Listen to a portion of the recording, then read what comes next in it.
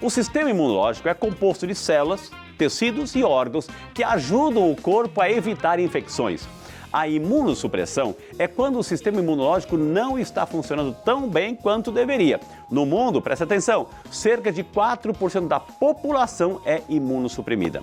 E para que a gente possa conhecer mais sobre esse assunto, eu e você vamos receber ela, minha gente, nossa médica infectologista, a doutora Maria Ângela Vilela Santos. Boa tarde, doutora Maria.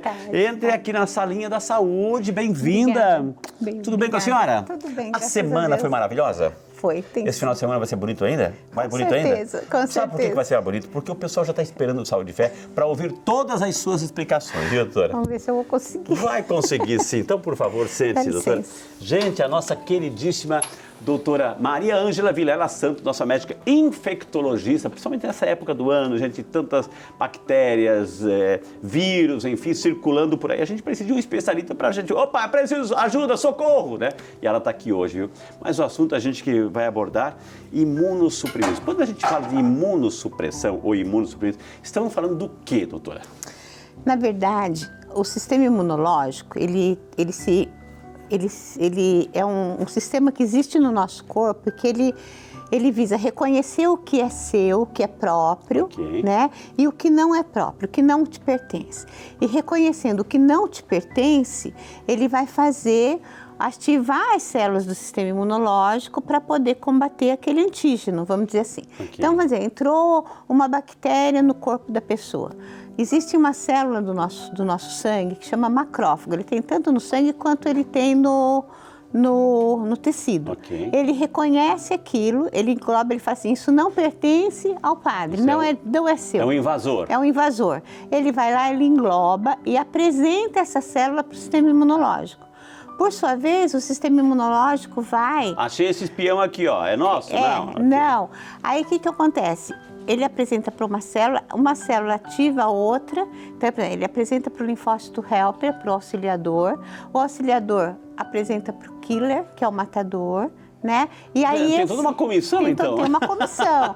E aí, um tribunal aí. Eles vão ele tenta combater aquele antígeno. Okay. Aí, quando ele combate aquele antígeno, tem uma outra população de células, que são os supressores, que vão falar assim, olha, é a turma do deixa disso, olha, você já resolveu isso, vamos lá, tá tudo bem, cada um para sua casa. E essa célula destruída aí, que aquele tribunal de células já resolveu isso, que não pertence, vamos destruir, vamos matar, ela marra, ela se desaparece, ela entra no corrente, a gente elimina, não, por onde ela vai ser absorvida, ela é destruída e os produtos dela vão ser absorvidos pelo próprio corpo.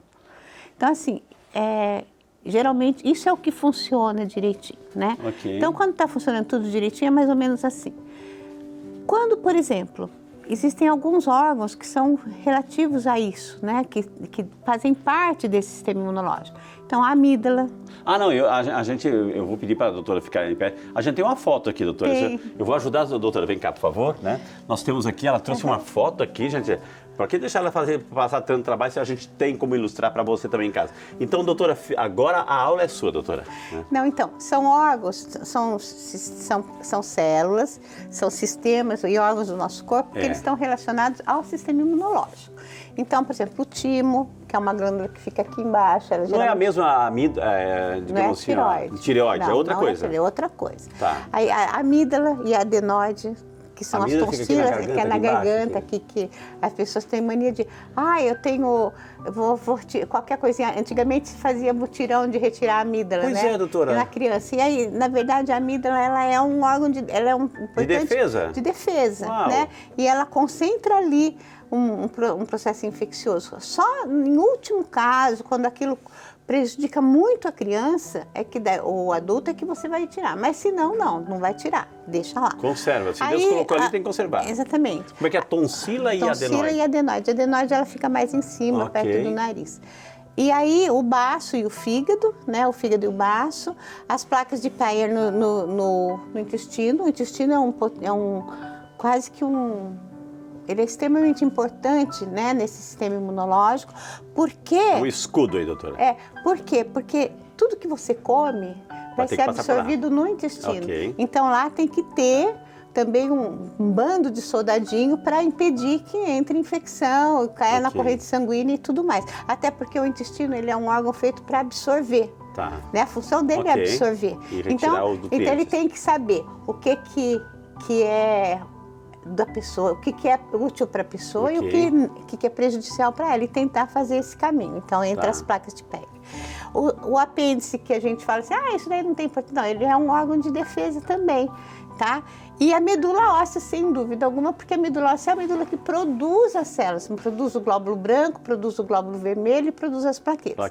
E na produção dos glóbulos brancos é que ela vai produzir os linfócitos, os neutrófilos, os eosinófilos, quer dizer, todas essas células que estão no teu sangue e que vão responder pela tua defesa. Então, tudo isso aqui são órgãos, são doutora? Órgãos do sistema, sim. Do sistema imunológico. E o linfonodo, que a gente tem no corpo inteirinho, mas principalmente onde tem cavidade. Por exemplo, nariz, boca, ouvido, que é a entrada, porta de entrada. São as linfas, doutora? As linfas? São o as sistema ínguas. Linfático? Isso, as ínguas, que o pessoal fala das ínguas. Aí aqui perto do pulmão, no mediastino, porque o ar entra, então tem que ter um bando de... É como se ele fosse um filtro do nosso organismo. E ali ele é cheio de soldadinho de defesa, e esses soldadinhos também destroem as células. E no intestino, no mesentério. Então, quando a gente fala assim, doutora, que a gente tem que potencializar o nosso sistema imunológico, enfim, não é só um órgão, é tudo isso aqui que está sendo potencializado. É toda uma cadeia, olha só, que passa pelo reconhecimento do macrófago dessa célula, para reconhecer o que é próprio seu e o que não é próprio seu. E aí começar a agilizar.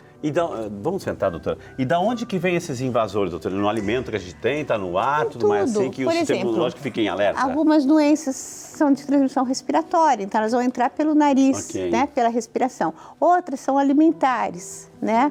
Algumas são você se machuca, corta, então aí infecciona, aquilo ali infecciona, ali vai entrar um monte de bactéria, quer dizer, você perdeu a barreira protetora da tua pele, então vai entrar um monte de então pode ser vírus, fungo, bactéria, parasitas, né? Tudo isso você pode adquirir. São os agentes agressores. São. E aí o seu organismo precisa funcionar. Quando que ele não funciona? Isso, atenção, presta atenção. Quando que ele não funciona? Então, assim, existem algumas situações. Umas são as imunodeficiências primárias. Tá. Geralmente, a pessoa nasce com ela. Congênita. É congênita. Ela está relacionada a uma falha na expressão de algum gene. Geralmente, ou na produção de anticorpo, ou na ativação desses... Lembra que eu falei? Um avisa o outro, o outro vai até criar. Nesse caminho tem uma falha, então a pessoa ali tem uma... Alguém faltou no trabalho. Exatamente. Alguém está faltando. Tem um posto vazio lá. Exatamente. Não tá, aquela cadeia não está funcionando direitinho. Então, aí, você tem uma falha. Geralmente, as imunodeficiências primárias, elas estão relacionadas a isso.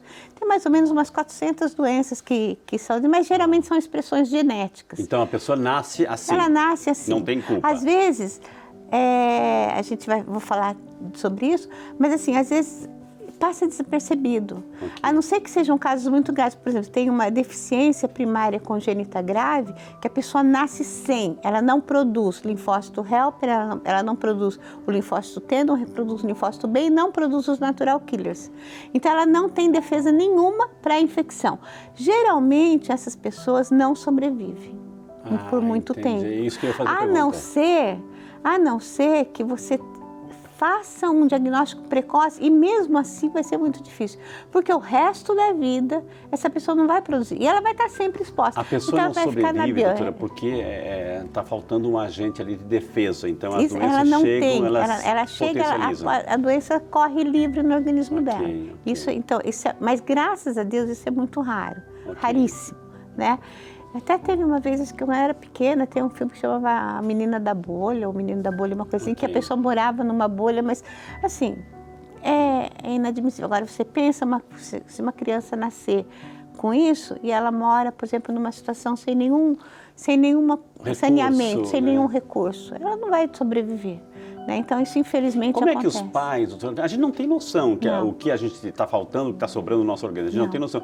Como é que um pai, tem algum exame tão logo nasce que é feito isso, doutora? Não tem. Com um alerta aí? Não tem. Na verdade, o que a gente observa é assim, elas vão se manifestando conforme a pessoa vai crescendo, né? Essas que eu estou falando, as imunodeficiências primárias. Então, aquela criança que ela tem mais de 4, 5 otites durante o ano, 3, 4, 5 sinusites, 3 pneumonias durante o ano, quando vai tratar, não toma o remédio oral, não resolve, tem que internar, tomar remédio na veia. Então, assim, ai, doutor, não acho o que ele tem, não sei o que ele tem. Não acho que ele tem, ele não está melhorando. Então, assim, aí é que precisa de ter as pessoas que pensem que essa criança pode estar com alguma imunodeficiência. Porque o mais comum, e hoje em dia, infelizmente, isso acontece, os pais, 90% dos atendimentos vão para pronto atendimento. Okay. No pronto atendimento ele passa hoje com um médico, amanhã com outro, depois com outro. Então o que acontece? Não tem aquele vínculo, né, de saber, peraí, essa criança está aqui, aqui, assim. É esse que é o problema. Okay. Então, esse é o primeiro problema. Aí, uma vez que se suspeitou disso, essa criança vai ser encaminhada para um grande centro, para fazer uma pesquisa de gene, okay, para fazer toda uma... Para ver qual dos órgãos que está faltando, okay, o que está errado no metabolismo dela. Às vezes você descobre, tudo bem, às vezes você não descobre. Entendi. E a criança vai ter que ir caminhando em cima disso. A mesma coisa, às vezes, acontece quando a pessoa é adulta.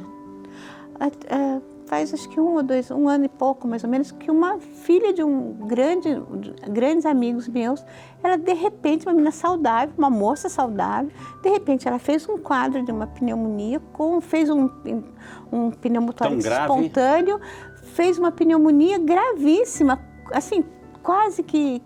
E graças a Deus ela foi atendida no Hospital Universitário de Taubaté e eles descobriram que a menina era teoricamente saudável, mandaram para a Unicamp, ela tem a deficiência de um gene. Uau, uau. E aí agora ela tem que tomar um remédio para o resto da vida, que ela vai ter que tomar para combater essa doença. No hemograma, doutora, consegue perceber? Consegue se perceber. Por quê? Você pega, por exemplo, eu vou colher um hemograma de uma pessoa, eu sei que ele tem que ter... É o exame de sangue, viu? Sim, desculpa, o exame de sangue. O que ele tem que ter uma porcentagem de neutrófilo, uma porcentagem de eosinófilo, basófilo, linfócito, monócito, quer dizer, tem uma porcentagem disso. E tem um número lá, mais ou menos, que a gente entende, que é a referência de glóbulo branco, por exemplo. De 0 a 10 tem uma geralmente a gente olha o glóbulo branco nesse caso, para esse caso. E aí, nesse momento, você percebe que, peraí, ela não tem nada, mas ela tem uma leucopenia aqui, o glóbulo branco dela está pouco. Peraí, eu estou vendo aqui que ela não tem linfócito, peraí, ela não tem neutrófilo. Vamos investigar. Aí tem que acender a luzinha e começar a investigar isso, porque é daí que você pega, né? E isso significa daí caminhar, levar essa criança para um bom centro, uma boa investigação, ou esse adulto, né? Para poder chegar a esse caminho. Aí, doutora, tem o remédio, tem a medicação, tem o acompanhamento que vai suprir aquele gene que está faltando. Vai suprir aquele gene que está faltando, com certeza. Essas pessoas conseguem. As outras existem as imunodeficiências adquiridas. Tá, a senhora falando até agora as primárias. As primárias. A pessoa nasce com essa. E as outras que a gente vai adquirindo? Agora, vamos falar, existem as imunodeficiências adquiridas. Das adquiridas, acho que a principal que a gente pensa é na AIDS, que entrou um vírus. Esse vírus, ele tem na membrana dele uma chavinha, e essa chavinha se liga numa fechadura do linfócito helper killer, que é o auxiliar e o matador. E aí ele destrói esse linfócito. Então a pessoa, ao longo dos anos, a medula vai produzindo, mas ele vai perdendo, até que ele começa a tratar. Quando ele começa a tratar, ele começa a melhorar. Ok. Né? Então, antigamente... Geralmente o vírus, o HIV, o da AIDS. Da AIDS, ele faz isso, né? Ainda é tão forte no Brasil, só a título entre parênteses, doutora, ainda é tão forte isso? Porque houve uma época, anos 80, 90, assim, era muito mais forte, não se tinha tudo. Hoje em dia, como é que está isso? Só um parênteses. Assim, eu acho que continua tendo muito caso novo, né? As pessoas, até porque hoje em dia a doença já não é mais aquela coisa que ela era, graças a Deus, né? Não tem mais aquela mortalidade. Né? Os remédios são muito eficazes. São mais fáceis de tomar. Eu já tive paciente que teve que tomar 27 comprimidos de coquetel. Hoje em dia ele toma 1 ou 2, entendeu? E sem efeito colateral nenhum. Então, assim, hoje a doença está mais fácil, as pessoas tomam menos cuidado. A verdade é essa. Mas a doença está lá, ela existe. E se a pessoa que tem para de tratar, a doença vai caminhar novamente como era antes. Então, isso acontece. Agora, existem as outras situações aí que o senhor citou no começo, das imunossupressões e outras imunodepressões que são induzidas. Por exemplo, desculpa que eu tenho um paciente meu, eu não trato isso, mas enfim, que tem lúpus. Tá. Então, por exemplo, o lúpus é uma doença autoimune, é um erro do sistema imunológico. Que não reconhece. Ele começa a reconhecer como não próprio membranas e órgãos da pessoa. Então, por exemplo, ele pode atacar o rim, ele fala assim, não, o rim dessa pessoa não é dela. E ele começa a atacar e a pessoa vai evoluir. Soldadinho do bem que não reconhece o soldadinho do bem. Exatamente. Brigam entre eles. Eles brigam entre eles. E aí o que acontece? A pessoa vai ter um problema sério de saúde, né? Então, começa a se tratar. Tem uma primeira linha de tratamento. Respondeu? Ótimo. Tá bom, ela vai ficar assim, ela tratando, ela vai viver bem, vai ter uma vida praticamente normal. Não está dando resultado, aí você vai aumentando. Aí tem os imunomoduladores, que são hoje a terapia biológica que a gente fala, né? Que são remédios que vão exatamente tentar diminuir essa ação errada do sistema imunológico. Tipo assim, tipo uma camisa de força para o sistema imunológico, que está agredindo o próprio indivíduo. Aí o que acontece? No que eventualmente você faz isso, você pode também propiciar a pessoa a outras infecções. Então, as pessoas que, por exemplo, vão tomar imunobiológicos, elas têm que ter todo um aparato, toda uma investigação primeiro e tem que continuar fazendo um acompanhamento muito rigoroso. Geralmente é o reumatologista que conduz isso, né? É o especialista nessas doenças. E aí, para acompanhar, para justamente verificar essa evolução. Melhorou, olha, agora está tudo bem, aí vamos pensar se a gente vai tirar ou vai diminuir, vai tirar e vai voltar àquela terapia inicial. Então, assim, só que essas doenças, elas dependem também muito da resposta? Não, além da resposta, do metabolismo, do bem-estar da pessoa, da cabeça, do contexto social, do apoio, da pessoa não se sentir mal com a doença, quer dizer, tem todo, porque o sistema imunológico está muito relacionado com você estar bem. Sabe aquele ditado, mente sã, corpo são? Com certeza. É um equilíbrio, né, tem doutora? muito a ver com isso, né? Cuidado com a irritação, estresse, tudo isso baixa, né? Exatamente. E as doenças oportunistas não vão esperar, não. Ou seja, o sistema imunológico está baixo por N situações, ou nasceu, ou a gente adquiriu, aí está baixo, não potencializa, as doenças, assim, oportunistas vão lá e encontram um terreno, né, propício para se desenvolver, né? Exatamente. Então, tem essa situação. A outra situação que é muito, também que a gente fala que é uma imunossupressão induzida, é o paciente que faz um transplante de órgão. Tá, isso eu ia perguntar. E os transplantados? A gente ouve muito assim, a pessoa teve que doar um rim, enfim, tem que doar parte, aí recebeu uma doação. Ela tem uma vulnerabilidade mais aguçada? Então, porque quando você vai fazer um transplante, você vai, por exemplo, pegar um doador, tem um monte de gente lá que está na filinha esperando um órgão, qualquer órgão que seja. Só que assim, você tenta, na medida do possível, transplantar o órgão num paciente o mais compatível possível com aquele órgão, né? Então, por exemplo, não é incomum, isso aconteceu na minha família, com a minha afilhada, inclusive, que você tem uma doença autoimune, você perde o rim, por exemplo, no caso, perdeu o rim, a minha sobrinha perdeu o rim, e aí o pai dela doou, porque ele era o mais compatível, entre o pai e a mãe, ele era o mais compatível com ela. Então ele podia doar, ele doou o rim para ela.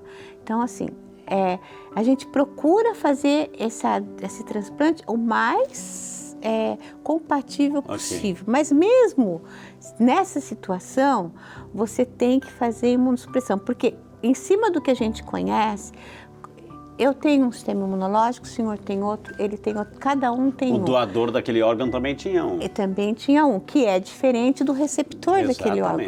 Por mais que tenha coisas compatíveis, tem coisas que são incompatíveis, né? São próprias. Cada um de nós temos um código, uma genética que é só nós, né? Por isso que assim, por que que em toda religião se condena um assassinato, por exemplo? Okay. Porque você eliminou uma pessoa, uma criação de Deus que é única. Okay. Só existe aquela criança. Então, assim, a gente tenta fazer isso o mais compatível possível, tá? No entanto, às vezes, você tem alguma situação de muita urgência que está ali entre a vida e a morte, se não, sei lá, se não transplantar aquele fígado naquela criança, naquele momento, aquela criança não vai durar mais uma semana. Tá? Aí você vai tentar fazer com que esse sistema imunológico não agrida o fígado, porque ele vai entender que aquele fígado não é dele. Vamos entender um pouco mais sobre isso, minha gente. Assim, o assunto está muito bom, o sistema imunológico, falar sobre o nosso sistema de defesa, que a gente precisa muito, é o que nos mantém, nos garante a vida, juntamente com os outros sistemas, é claro. Mas assim, quando a gente fala de defesa da vida, a gente tem que saber também consolidar tudo isso e potencializar. Então, a gente está falando agora dos transplantes. Nós vamos chamar um intervalo rapidinho, então dá tempo de você também anunciar para os seus vizinhos, seus colegas aí que o programa está no ar, para a gente ter muito mais assuntos sobre imunossupressão com a doutora Maria Ângela Vilela, nossa médica infectologista. Vamos continuar o nosso bate-papo aqui com a nossa médica infectologista, que com muito carinho aceitou o nosso convite e está dando uma aula, né? Uma aula sobre como a gente pode entender o nosso sistema imunológico e dentro do sistema imunológico também essas doenças, enfim, a imunossupressão. A gente estava falando no bloco anterior e foi muito bom, acho que a gente pode aprofundar. Daqui um pouquinho a gente vai registrar alguns WhatsApp que estão chegando também. Muito obrigado desde já pela sua participação, viu? Agora, os cuidados que uma pessoa que recebeu um transplante, a gente viu, tem que ter compatível, o mais próximo possível. O órgão do transplantado tem um sistema imunológico funcionando ali, tem que meio que casar com aquele que recebeu, enfim. Tudo isso faz parte do tratamento Por que alguns rejeitam? Lá na frente deu tudo certo e houve uma rejeição? Então, porque você tem que ter a exata medida entre a imunossupressão e manter a saúde do paciente, né? Então, assim, por que rejeita, né? Será que deixou de tomar o remédio? Ficou sem a medicação? Porque a medicação é para o resto da vida. Okay. Então, ficou sem a medicação é uma causa. Aconteceu alguma outra situação naquela pessoa que já fez ela perder um órgão e agora essa mesma doença está voltando e atacando novamente esse órgão transplantado? Então, tudo isso tem que ser analisado, né? É individual, tem que ser analisado e verificar o que está acontecendo. Né? Então, e aí interferir para tentar evitar essa perda, né? Então, uma coisa que a pessoa que recebeu um órgão jamais, ela tem que ter uns cuidados, ela sabe, né, doutora? Ela sabe, ela tem, né? E jamais pode deixar de tomar o seu medicamento, de fazer o seu acompanhamento, o seu monitoramento, doutora, não pode. Com certeza, o tempo todo. E tem que ter um cuidado, por exemplo, você recebeu um rim, tá? Você tem um rim funcionando. Né? Então, cuidar daquele rim. Por exemplo, estou citando o rim, claro, mas cuidar do rim, beber água, se alimentar direito, evitar alguns alimentos que possam prejudicar esse rim. Então, um exemplo disso, né? Receber um coração, manter o acompanhamento daquele coração, ter uma alimentação saudável, fazer algum exercício físico moderado, sempre com supervisão médica desse caso. Quer dizer, um paciente transplantado é como se ele recebesse uma nova vida. Okay. E aí ele vai ter que cuidar dessa vida, né? É bem por aí. A gente tem 2 rins, ou seja, a pessoa, ela sobrevive com um rim só, ou a pessoa que tem um rim e o outro deu problema, que teve um câncer, enfim, ou teve que tirar, ela está também na fila de transplante para receber aquele rim aqui, ou ela pode, cuidando bem desse? Ela pode viver perfeitamente com um rim só. Tá. Ela vive bem com o rim. A gente pede novamente que tome cuidado desse rim que você ficou. Né? Entendeu? Assim como quem recebeu um transplante, tome cuidado desse rim que você ficou. Então, por exemplo, se você tem um rim só, evita, por exemplo, comer, carambola. Carambola é uma fruta que ela faz mal para quem tem problema renal. Uau! Entendeu? Mas para quem não tem, ela é uma fruta deliciosa. Se fazer um suco de carambola é delicioso, geladinho, gostoso. Mas, por exemplo, para quem tem problema de rim, não deve tomar carambola. Fazendo uma ampliação, né, maior, no sentido assim de doenças autoimunes, etc., ou tratamento imunossupressivo, o que tem que evitar, assim, de alimentação, de fruta? Tem alguma coisa, doutora? Não, que eu me lembro, assim, basicamente, da carambola com o rim. Essa relação é bem explicada. Mas assim, a gente, por exemplo, recebeu um coração. Por que você teve que receber um coração novo? Porque teve alguma coisa, exceto que você tenha, por exemplo, ele nasceu com uma miocardioesclerose. O que é uma miocardioesclerose? A fibra do músculo cardíaco é frouxa, então o coração não bate. Aí aquela pessoa, é um defeito genético dela, tá bom, então isso é diferente.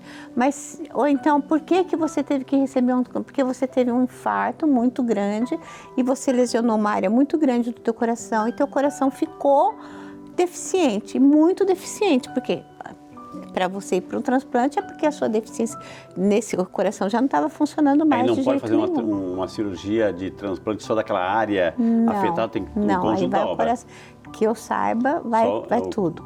E aí, então assim, aquilo que causou, aquilo que levou a causa deve ser evitado. Então, comia comida muito gordurosa, não fazia exercício, fumava, são situações que podem causar. Então, evitar isso, vamos cuidar bem, né? Só abrindo um parênteses, por exemplo, cigarro. Cigarro é uma coisa que ele lesa o endotélio do vaso, ele lesa a partezinha do vaso que está em contato íntimo com o sangue. Imagina que o vaso sanguíneo é uma mangueira, aquela parte onde passa a água tem esse endotélio. É uma membraninha, como se fosse um tulizinho delicado, sensível. Extremamente sensível, mas extremamente importante. A ponto de hoje ele ser quase considerado como um sistema à parte, porque ele avisa. É ele que avisa, está entrando alguma coisa aqui, tem um negócio que está estranho. Então, e o cigarro lesa ali. Uau. O Covid lesa ali. Entendi. Entendeu? Lesa o endotélio do vaso. Então, passa a ser uma cigarro... O vírus da AIDS lesa ali também? Não. Ali já é outra... É outra coisa. Ele lesa... Estou falando assim, o Covid, o cigarro, a diabetes, lesa o endotélio. E aí, o que acontece? Esse endotélio para de funcionar, né? Então, evitar tudo isso. Para de funcionar, então... Daí a pessoa vai... Pode romper a parede? Não é isso. Por exemplo, ele deixa de ser tão ativo e ele pode... Por exemplo, se a pessoa ela já tem uma tendência a ter uma dislipidemia, ela já tem tendência a ter colesterol alto, triglicéridos elevados, e ela come comida gordurosa. Então, ela vai formar placas de gordura no vaso. E aí, ali vai propiciar um infarto. Mais tarde pode ter um infarto, pode ter uma embolia, pode ter um monte de coisa. E nisso, a pessoa pode ser a causa da perda daquele órgão. Se ela teve isso, quando ela recebeu o coraçãozinho dela, ela cuide muito bem da alimentação dela, entendeu? Porque ela vai ter que cuidar desse endotélio dela, para evitar ter o problema de novo. Então, na verdade, é isso. Diretora, estão chegando perguntas? Fique à vontade de a gente colocar assim no ar. Se você quer interagir, quer participar, então é um momento também que a gente quer trazer você nesse bate-papo através da sua pergunta. A Thalita Tovar, né, de São José dos Campos. Olha, São José dos Campos. Obrigado, Thalita. Boa tarde para você. Bem-vinda ao Saúde e Fé, Thalita. Olá, Frei, doutora. Imunossuprimidos podem tomar a vacina contra a dengue? Pergunta a Thalita, doutora. Pode tomar sim. Isso é até bom, ela ter levantado essa questão, porque assim, o que o imunossuprimido não pode tomar? Ele não pode tomar vacina de vírus vivo.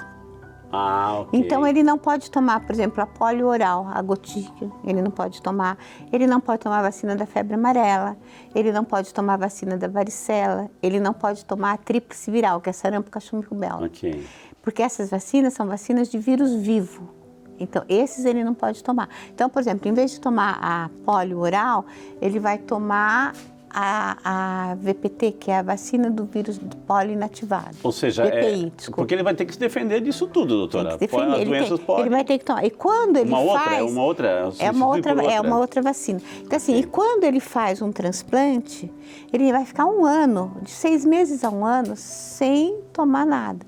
E depois ele começa a fazer toda a imunidade dele de novo, devagarzinho, sempre supervisionada pelo médico. Então, não é que ele vai ficar imune, não é que ele vai ficar assim, indefeso, melhor dizendo. Não. Indefeso dessas doenças. Ele vai ter uma outra substituta, não pode aquela. Não pode vírus vivo. E muitas vezes, por exemplo, uma pessoa que faz um transplante de medula óssea, pronto. Ela perde toda a imunidade passada dela. Ela vai ganhar uma imunidade nova. Então, ela vai ter que receber todas as vacinas de novo. Entendeu? Entendi. Então, é esse cuidado que a pessoa tem que ter. Então, assim, uma pessoa que tem uma imunossupressão ou uma imunodeficiência tem que se cuidar. O resto, assim, é um cuidado contínuo o resto da vida. Que bom. Tinha mais uma perguntinha. Aliás, chegou mais uma pergunta, assim, que é a Camila Nascimento, de Campos do Jordão. Boa tarde, Camila. Bem-vinda também você, de Campos do Jordão, aqui ao nosso Saúde Fera. Tá um friozinho gostoso em Campos do Jordão. Quais os cuidados uma pessoa imunossuprimida que toma corticoides deve ter no inverno, doutora? Nossa, pergunta a Camila. Perfeito. O que acontece no inverno? As pessoas costumam ficar mais fechadas, né? E tem muita doença respiratória. Aglomeradas, né? As pessoas tendem a ficar em ambientes mais fechados, porque a primeira coisa que acontece quando está frio, a gente vai e fecha a janela. Exato. Primeira coisa. E aí... é a época que tem mais doença respiratória, de transmissão respiratória. E aí, essa pessoa, ela está extremamente suscetível a essas doenças. E ela pode, sim, adquirir e ter uma evolução ruim. Então, por exemplo, pega uma gripe, em vez gripe, é uma gripinha. Não é gripinha, vai ser uma gripe que ela pode ficar em insuficiência respiratória, ter que ir para o hospital, ter que ser entubada e tudo mais. Então, eu, Maria Ângela, digo assim, que se você tem uma imunodeficiência, se você faz uso de um imunossupressor, essa é a época para você não tirar máscara de jeito nenhum. Opa, nariz atenção. E boca, cobrindo nariz e boca, e que seja uma máscara boa, não é aquela máscara... Mesmo os transplantados, principalmente. Eu acho que todo mundo que está sujeito... Por quê? Porque agora é época de transmissão de doença respiratória. E não é aquela máscara que comprou em 2020 por causa da pandemia, de pano e ficou lavando o tempo todo, não. São máscaras que vão estar efetivas, que tem que estar novas, que são efetivas, que a pessoa tem que trocar com frequência. Por quê? Para evitar isso e evitar aglomerado. Acho que a primeira coisa é evitar grandes aglomerações. Ou, por exemplo, mas eu quero ir na igreja. Vai, lá que deve. Fica perto da porta. A porta aberta. Máscara. Com a máscara e perto da porta. Ok. Entendeu? É por isso que a gente vê várias pessoas assim, já com máscara na igreja. É claro, essa pandemia veio nos trazer, essa desgraça da pandemia veio trazer também algumas lições positivas, né? Do limão à limonada, que é justamente os sintomas de resfriado, gripe, tosse, usa máscara. Você está se protegendo e protegendo Exatamente. As pessoas ao teu redor. Né? Não, e a verdade é que assim, se você está com um sintoma desse, independente de você ter um parente ou familiar que tenha uma imunossupressão, evita, como você falou, para não passar para o outro. E a gente aprendeu, porque eu mesmo, a gente via alguns anos atrás, muitos anos atrás, a gente via algumas reportagens, por exemplo, de Hong Kong, Japão, China, que o pessoal estava com máscara, às vezes usava aquela máscara que parecia um bico de pássaro. Exato. Aí eu falava assim, meu Deus, mas por quê? Mas por causa de gripe, por causa de resfriado. Aí surgiu H1N1, isso depois veio o Covid, a gente viu que sim, a gripe não é gripinha, ela mata, e mata bem, olha, mata muito. Exato. Então, assim, a gente tem que tomar muito cuidado com essas pessoas, né? Eu achei que a pergunta foi super pertinente. Muito obrigada por ter feito. E essa imunossupressão, ou seja, para quem está se tratando disso, está em cuidado, tem que reforçar um cuidado muito maior. Muito cuidado. Doutora, então para quem está em casa, para viver essa realidade, se protegendo mais, qual é a mensagem principalmente assim, para aquelas pessoas que já fazem o tratamento de alguma imunossupressão, doutora? Eu acho que ela tem que se cuidar muito bem, fazer o acompanhamento médico adequado, nunca parar com a medicação que foi prescrita, a não ser que o médico que faça o acompanhamento dessa situação diga para ele, agora você não precisa, ou você pode ter um intervalo, né? E evitar doenças. Evitar doenças que são transmissíveis, né? Hoje mesmo de manhã eu estava no meu consultório, e meu consultório é um consultório de doença infecciosa. E aí chegou um paciente idoso e eu pedi para que ele colocasse máscara. Ele falou, não, mas eu não... E estava com sintoma respiratório. Eu falei, eu não vou colocar máscara. Eu falei, olha, não é bem assim. Eu acho que coloque por você, pela sua idade, e coloque pelos outros, porque você não sabe o que você tem. Exato. Coloque para proteger, porque tem outras pessoas aqui que são fracas. O sistema imunológico dela é fraco. E aí você pode transmitir alguma coisa. Para você pode não fazer nada, para o outro pode fazer muito. A pessoa entendeu? Entendeu. Graças a Deus. Gente, hoje tivemos o privilégio de conversar assim, sobre imunossuprimidos, assim, com a nossa queridíssima doutora Maria Ângela Vilela Santos, nossa médica infectologista, que deu uma aula, assim, a gente está sabendo, a gente está diante de situações de doenças delicadas, né, delicadas no limite, principalmente, né, sistema imunossupressão, as pessoas transplantadas, então o cuidado, o carinho. Nessa época, principalmente, qualquer sintoma, resfriado, gripe, pneumonia, use máscara, você está se protegendo e você está protegendo as pessoas ao seu redor, né, doutora? Sim. Doutora, eu queria imensamente agradecer, sempre é muito bom recebê-la aqui, a senhora tem uma simpatia, obrigada. que a senhora não tem uma noção da sua simpatia, viu, doutora? Eu espero que eu não tenha falado nenhuma bobagem. Não, claro que não. Muitíssimo obrigado, que Deus abençoe a senhora. Amém. Bom final de semana. Obrigada. E fique atento aí que a gente vai chamar a senhora em outros programas, tá? Tá bom. Bem-vinda sempre, doutora. Obrigada. Gente, depois dessa aula maravilhosa sobre imunossupressão, é claro, a gente aprendeu aí como a gente se proteger, né? Potencializar o nosso sistema imunológico das doenças físicas. E também, será que a nossa alma precisa também de um bom sistema imunológico? Claro que precisa. É o nosso momento de oração. Senhor Todo-Poderoso, que tua misericórdia envolva todos aqueles que sofrem no corpo e no espírito. Concede-lhes a cura, Senhor, e restaura sua saúde com tua força divina. Que cada célula de seus corpos seja renovada pelo teu poder curativo e que sua fé em ti lhes traga a paz e conforto. Por Cristo nosso Senhor. Amém.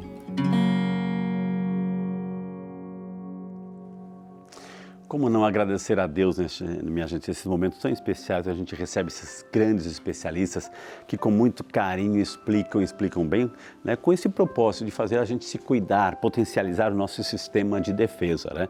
E como eu terminei aqui, claro, o maior sistema de defesa é o cuidado que a gente tem diante também dessas grandes ameaças que a gente tem, assim, o próprio inimigo, essa mentalidade mundana, a inclinação do pecado, né, que a gente tem lá fora e aqui dentro também, a gente também tem que potencializar o nosso sistema imunológico. Então, a oração é fundamental, minha gente. Não deixe de rezar, não deixe de comungar, de participar da sua comunidade, da sua igreja, da missa, porque isso potencializa. Você não tem noção como isso afugenta o inimigo, né? Que é aqueles vírus do mal, né? Que querem roubar a nossa essência, a nossa alma, para nos impedir de irmos ao encontro do Pai, viu?